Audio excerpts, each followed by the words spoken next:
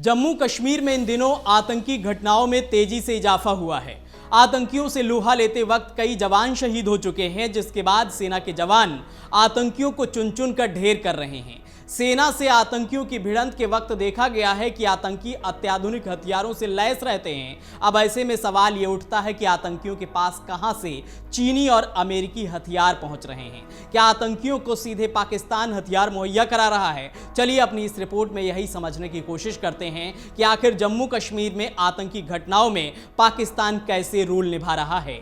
Army chief general Upendra Dwivedi ने जम्मू का दौरा किया है। यहां उन्होंने टॉप कमांडर्स के साथ बैठक की और आतंकी घटनाओं को लेकर आगे की रणनीति पर चर्चा की है। इस बीच आतंकी घटनाओं का पाकिस्तान कनेक्शन सामने आया है। खुफिया रिपोर्ट्स इस ओर इशारा कर रही हैं कि अफगानिस्तान में अमेरिका द्वारा छोड़े गए हथियार पाकिस्तान के रास्ते जम्मू कश्मीर में पहुंच रहे हैं। जानकारी के अनुसार दूरबीन से लैस M4 अमेरिकी कार्बाइन, चीनी स्टील कोर बुलेट और सटीक फायरिंग से इस बात की आशंका जताई जा रही है कि हाल के हमलों में शामिल आतंकवादी पाकिस्तानी सेना के स्पेशल सर्विस ग्रुप SSG के रिटायर्ड जवान या गुरिल्ला वार में ट्रेंड आतंकवादी हो सकते हैं।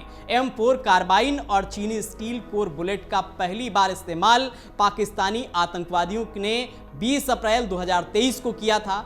इस दिन पुंछ के तोता गली इलाके में सेना के ट्रक पर घात लगाकर आतंकियों ने हमला किया था, जिसमें 5 जवान शहीद हो गए थे। एक अधिकारी ने कहा कि हम निश्चित रूप से इस बात की पुष्टि नहीं कर सकते हैं कि आतंकवादियों में कुछ रिटायर पाकिस्तानी सेना के जवान भी हैं, लेकिन जम्मू में हाल के हमलों में आतंकवादियों द्वारा अपनाई गई गुरिल्ला वार रणनीति से स्पष्ट संकेत मिलता है कि वे हथियार लेकर चलने वाले आम लोग नहीं हैं।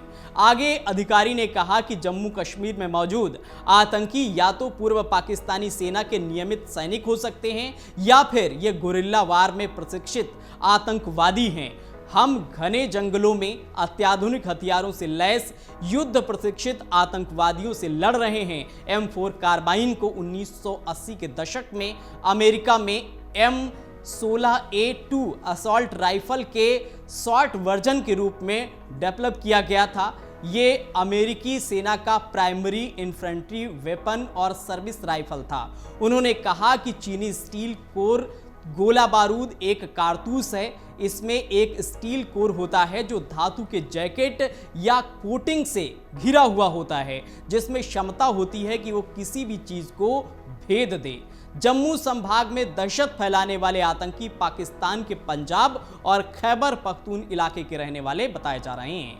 ये पठान हैं, इन्हें पहाड़, जंगल और नदियों तक में लड़ने का अनुभव है। खुफिया एजेंसियों के पास इन आतंकियों की पुख्ता जानकारियां मिली हैं। पूर्व DGP SP वैद कहते हैं कि आतंकियों के पास सैन्य प्रशिक्षण, टोही क्षमता, गुरिल्ला युद्ध रणनीति का अनुभव है, अत्याधुनिक हथियार हैं। वे हमलों के वीडियो बना रहे हैं। इन हमलों के तौर तरीकों से पता चलता है कि ये पाकिस्तान के पंजाब प्रांत एवं खैबर पख्तून के पठान लड़ाके हैं। इन पर जल्द काबू पाने की जरूरत है। उधर खुफिया एजेंसियों के सूत्रों का कहना है कि राजौरी, पुंछ, कठुआ, डोडा और रियासी में 40 से 50 आतंकी सक्रिय हैं। यह आतंकी 3 से 4 ग्रुप में बटे हुए हैं। इन्होंने करीब 6 महीने IB से घुसपैठ की ट्रेनिंग ली थी।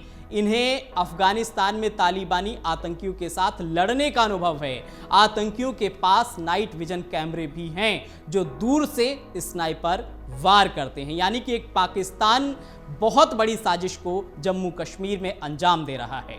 अगर आप ये वीडियो YouTube पर देख रहे हैं तो हमारे चैनल को सब्सक्राइब करें और बेल आइकन को दबाना ना भूलें। अगर आप Facebook पर ये वीडियो देख रहे हैं तो हमारे पेज को लाइक करें।